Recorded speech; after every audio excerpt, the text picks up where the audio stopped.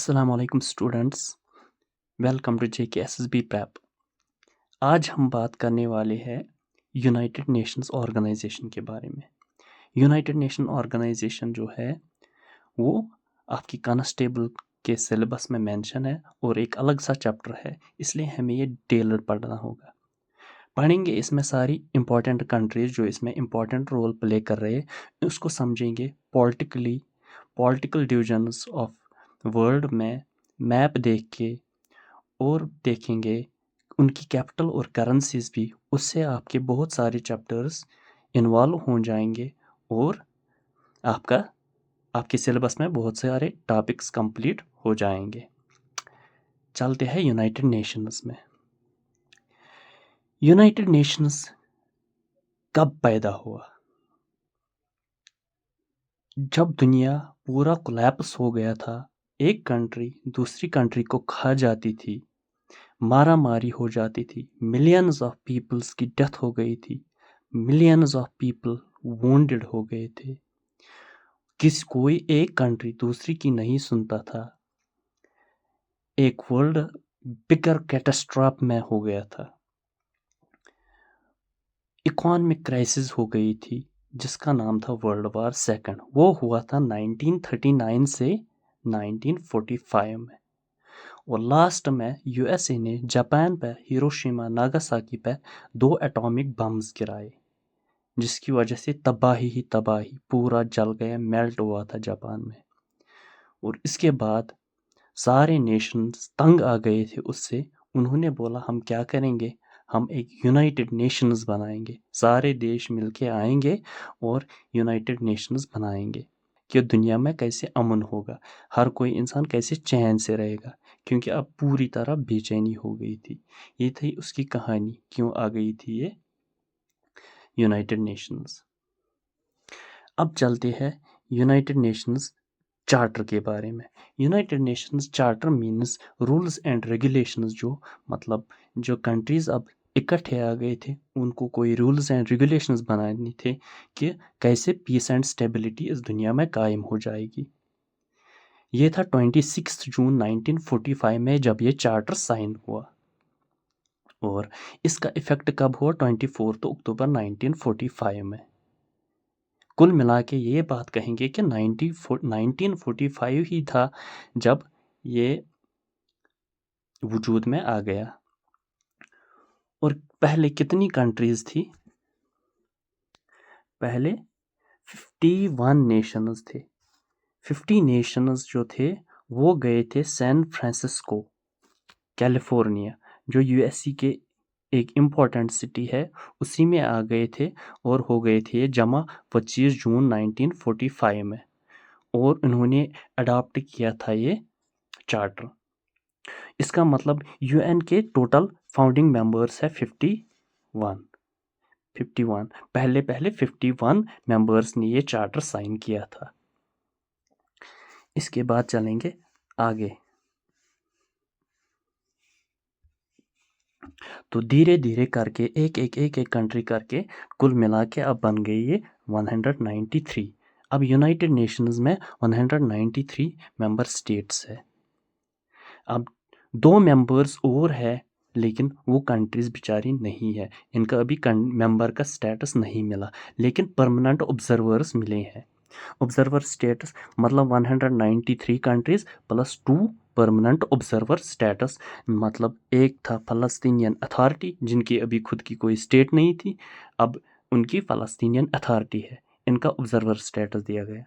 और एक होली सी मतलब वेटिकन सिटी जिसको हम बोलते हैं, ये होली सी के नाम से, इनका भी कोई कंट्री नहीं है अभी रिकॉग्नाइज्ड, अभी ये एज ऑब्जर्वर स्टेटस में आते हैं। इसका मतलब 193 प्लस 2 ऑब्जर्वर स्टेटस कंट्रीज वहाँ मौजूद होती है। ये क्या है? यह है इंटर गवर्नमेंटल ऑर्गेनाइजेशन। मतलब इंटर गवर्नमेंटल मतलब between the governments of 193 member states. Headquarter, हाँ, कैलिफोर्निया सैन फ्रांसिस्को में ये लोग जमा हो गए थे जहाँ पर चार्टर साइन हुआ था। लेकिन उसके बाद हेडक्वार्टर कहीं पर रखना था, परमानेंट हेडक्वार्टर, वो रखा गया था United states of America, New York city में। बहुत सारे लोग कन्फ्यूजन होते हैं कि शायद न्यूयॉर्क जो है वो यूएसए की कैपिटल है, लेकिन न्यूयॉर्क यूएसए की कैपिटल नहीं है। यूएसए की कैपिटल है, वो हम बाद में मैप्स में देखेंगे यूएसए की कैपिटल कौन है। और इसके छोटे छोटे ऑफिसेज है जहाँ पे मीटिंग्स होती रहती है। एक है जेनेवा, जेनेवा स्विट्ज़रलैंड। जब भी आती है क्वेश्चन में स्विट्ज़रलैंड की कौन सी कैपिटल है, लोगों को हर बार लोगों ने सुना होता है कि जेनेवा स्विट्ज़रलैंड में है, इसलिए जेनेवा उसकी कैपिटल है। लेकिन जेनेवा तो इम्पोर्टेंट सिटी है ये यूएन के लिहाज से, लेकिन स्विट्ज़रलैंड की कैपिटल कोई और है, वो भी बाद में मैप्स में देखेंगे। और वेना, वेना जो है वो है सच में ऑस्ट्रिया की कैपिटल। पहले ऑस्ट्रिया और हंगरी एक ही कंट्री थी वर्ल्ड वार से पहले, फिर ये दो हिस्सों में बट गई, इसलिए ऑस्ट्रिया में भी इसका एक ऑफिस है। Nairobi Kenya. ये प्राइमरी गोल क्या है यूनाइटेड नेशंस का? प्राइमरी गोल वही तो मैंने बताया, ये जब अफरा तफरी हुई थी, मारा मारी हुई थी, उसके बाद बोला नहीं हमें पीस एंड सिक्योरिटी चाहिए, फ्रेंडली रिलेशंस बनाएंगे बिटवीन द नेशंस। तो इसी लिहाज से उन्होंने 6 ऑर्गेनाइजेशन, 6 बॉडीज बनाई, जो हमें बाद में डिटेल पढ़नी है। ये 6 ऑर्गेनाइजेशंस, ये 6 बॉडीज क्या है। अभी हम इनका नाम ही सिर्फ लेते हैं। पहले बताएंगे जनरल असेंबली, जिसको बोलते हैं यूएनजीए। हम यूएनजीए जनरल असेंबली, ये हर साल आपने नाम सुना होगा, इनकी मीटिंग्स अक्सर होती रहती है। एक होता है सिक्योरिटी काउंसिल, यूएनएससी जिसको बोलते हैं हम, ये भी एक बॉडी है। इसके बाद है इकोनॉमिक एंड सोशल काउंसिल, ये भी एक बॉडी है। इसके बाद ट्रस्टीशिप काउंसिल, इसके बाद इंटरनेशनल कोर्ट ऑफ जस्टिस, ये बहुत सी न्यूज़ में चल रहा है, आईसीजे। इसमें क्वेश्चन आ सकता है, ये भी हमें डिटेल में पढ़ना है क्योंकि ये आपके सिलेबस में एक अलग सा यूनिट है। इसके बाद सेक्रेटेरिएट, सेक्रेटेरिएट भी हमें पढ़ना है डिटेल्ड, कहाँ है, क्या है, इसका ऑफिस कहाँ है।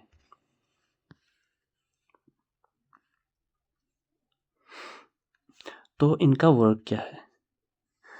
तो इनका वर्क है जो कॉन्फ्लिक्ट रिजोल्यूशन है, कॉन्फ्लिक्ट जहाँ जहाँ भी होती है। सपोज अभी अज़रबैजान आर्मीनिया में इनका नागोर्नो कराबाख है, या सूडान कॉन्फ्लिक्ट है, या अभी हम देखेंगे फ़लस्तीन इसराइल पे कॉन्फ्लिक्ट चल रहा है अभी, रशिया यूक्रेन। इनका यही काम है किसी तरह से कॉन्फ्लिक्ट रुक जाए। इसके बाद peace keeping, suppose peace keeping missions में ये काम करते हैं। इंडिया का सबसे लार्जेस्ट पीस कीपिंग फोर्स वो भेजता है यूएन में, और इनके हर जगह होते हैं इंडियन आर्मी के ये peace keeping forces, like Lebanon में है, सीरिया में है, और हर जगह पीस कीपिंग भी इनका एक मिशन है। Promoting human rights, human rights अगर कहीं पे वायलेशन होती है किसी कंट्री में, किसी जगह, ये उस पर भी काम करते हैं। Fostering development, providing humanitarian add, ये भी आपको पता है। Addressing global issues like climate change, UN, ये यूएन का वो क्लाइमेट चेंज का इशू जो है उसका भी वो काम करते हैं। United Nations is funded by contributions from the member states, जितनी भी मेंबर स्टेट्स है वो उसका फंड करती है। सबसे ज़्यादा फंड कौन करती है? इसका 5 परमानेंट मेंबर्स होती है, जिनको हम वीटो पावर्स भी कहते हैं। वो हमें डिटेल पढ़ना है, ये वीटो पावर्स कौन है, इनकी फंक्शंस क्या होती है, ये कैसे इनका दबदबा यूनाइटेड नेशंस में होता है। इसमें आता है यूएसए, ये भी अभी हम मैप में देखेंगे यूएसए कहाँ है इंडिया के रेफरेंस से।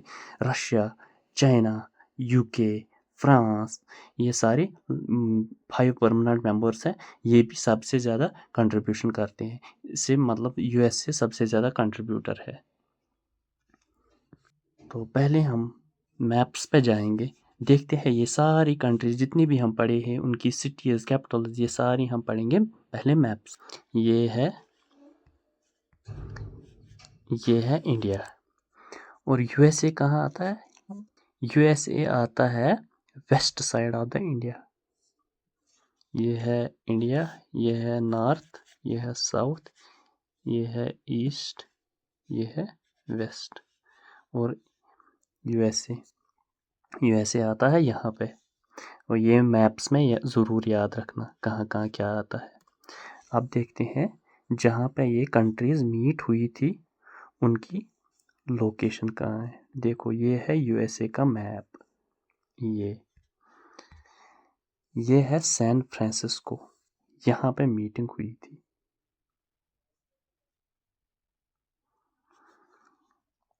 और इसका जो कैपिटल है वो है वाशिंगटन डीसी। यहाँ पे न्यूयॉर्क का है, जहाँ यूएन का हेडक्वार्टर वो है यहाँ। देखो ये है पैसिफिक ओशन के बिल्कुल कोस्ट पर न्यूयॉर्क, ये है कैपिटल वाशिंगटन डीसी। यहाँ पे न्यूयॉर्क क्या है, यह है ऑफिस यूएन का। अब यूनाइटेड स्टेट्स का सबको पता है इसकी करेंसी क्या है, इसकी करेंसी है डॉलर, यूएसडी।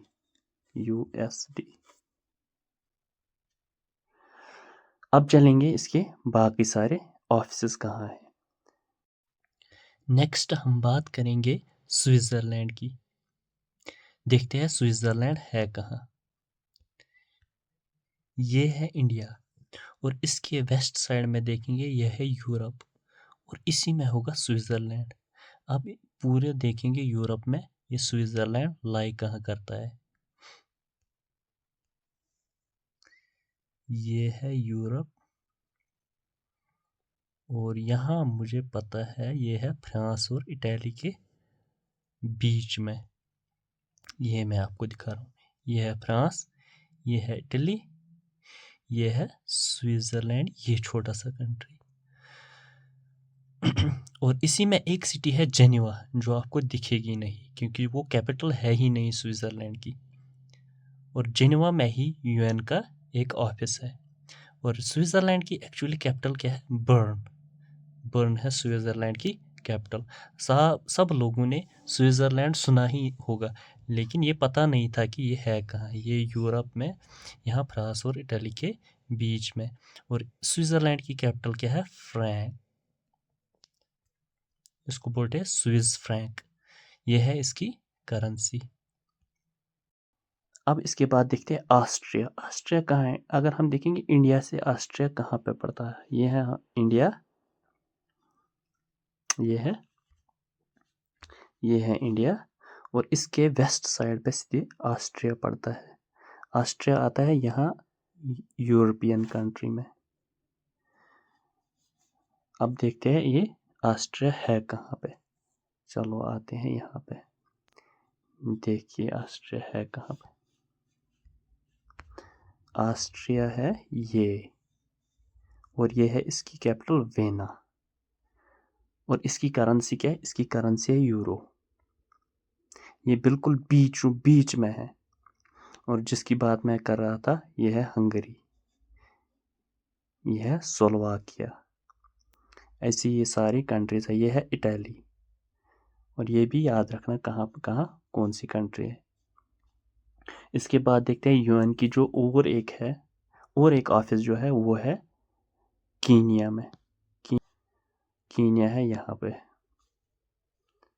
कीनिया। यहाँ पे भी एक ऑफिस है नैरोबी में, नैरोबी कैपिटल है। और कीनिया की जो करेंसी है वो है शिलिंग, इसको बोलते हैं Kenyan shilling, SHILLING, Kenyan shilling. इसके बाद देखेंगे जो हमने अभी पढ़ा, जो ऑब्जर्वर स्टेटस है पैलेस्टीन और होली सी जो वेटिकन सिटी जिसको हम बोलते हैं वो है यहाँ इटली के बीचों बीच। यहाँ है वेटिकन सिटी, देखो कहाँ है, मेडिटेरेनियन सी के पास। ये इसकी कैपिटल भी वेटिकन सिटी है। और इसकी करेंसी क्या है, इसकी करेंसी भी यूरो ही है। और अब देखेंगे जो दूसरा ऑब्जर्वर स्टेटस जो कंट्री है वो है फ़लस्तीन। और जो कॉन्फ्लिक्ट में अभी बहुत ज़्यादा है वो देखो वो कहाँ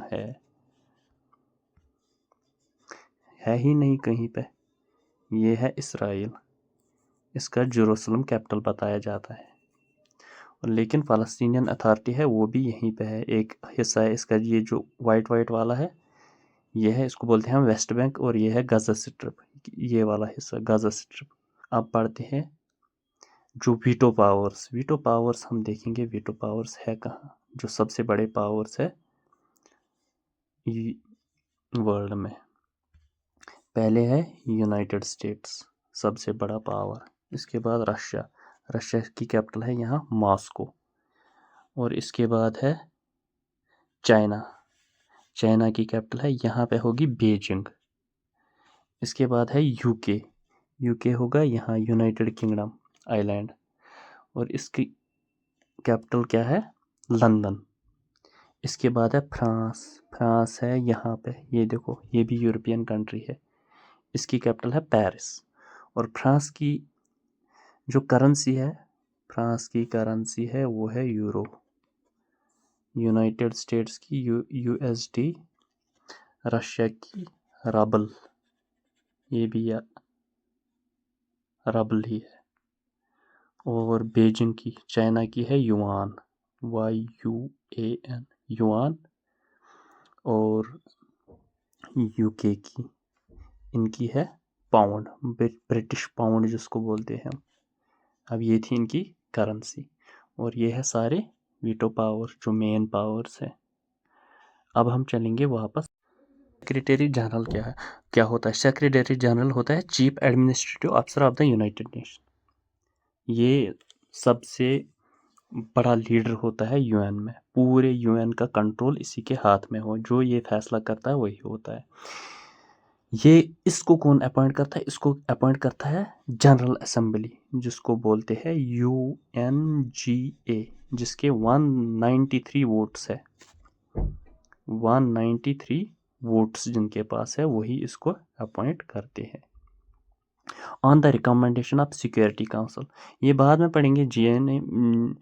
जनरल असेंबली में कितने मेंबर्स है, सिक्योरिटी काउंसिल में कितने, सिक्योरिटी काउंसिल ही रिकमेंड क्यों कर रही है, ये हम बाद में पढ़ेंगे। इसका कितना पावर है सिक्योरिटी काउंसिल का, और इनका पर्पज़ क्या है, ये भी हमें सिलेबस में है। और इनकी टर्म जो है वो होती है 5 ईयर्स, 5 ईयर्स होती है। और जो पहला सेक्रेटरी जनरल है वो था ट्रैगो हल्वेडेन लाई, वो था फर्स्ट सेक्रेटरी जनरल। और जो करंट सेक्रेटरी जनरल जो है वो है एंटोनियो गुटेरेस। इससे पहले जो था वो था बान की मून। ये चीज़ें याद रखनी होती है कि कौन सेक्रेटरी जनरल है, कौन पहला था, कितनी टाइम टर्म कितनी होती है इनकी। जो डिप्टी सेक्रेटरी जनरल है वो है अमीना जे मोहम्मद। इनकी ऑफिशियल लैंग्वेज जो है वो होती है इसकी Arabic, Chinese, English, French, Russian and Spanish. ये कैसे याद रहेगा इनकी सबकी, यही लैंग्वेज क्यों चूज़ हुई? पहले हम देखेंगे 5 वीटो पावर्स। यूएसए की इंग्लिश हो गई 1, ब्रिटिश की भी इंग्लिश हो गई 2, फ्रांस जो तीसरा पावर है हो गई 3, रशिया भी पावरफुल है हो गई 4, चाइना हो गई 5 वीटो पावर्स की 5 लैंग्वेजेस। इसके बाद अरबिक लैंग्वेज जो 50 नियरली 50 कंट्रीज़ बोलती है अरबिक लैंग्वेज, इसलिए ये भी इंक्लूड होगी। इसके बाद स्पेनिश जो पूरे यूरोप में चलती थी एक वक्त, स्पेनिश लैंग्वेज, इसलिए स्पेनिश लैंग्वेज। अभी आज के लिए इतना ही, इसको कंटिन्यू करेंगे नेक्स्ट लेक्चर में। अभी इसको बहुत ज़्यादा पढ़ना है, इसकी बॉडीज़, फंक्शंस, वीटो पावर्स कैसे क्या किया जाता है। अभी था ये इंट्रोडक्शन। होप ये सेशन आपको अच्छा लगा होगा, और कमेंट में ज़रूर लिखिए आपको सेशन कैसा लगा, नेक्स्ट सेशन किस पे होगा, वो तो इसी पे ही होगा। और आपको और क्या सब्जेक्ट पढ़ना है जिस पे हम लेक्चर लाते रहेंगे। Thank you very much.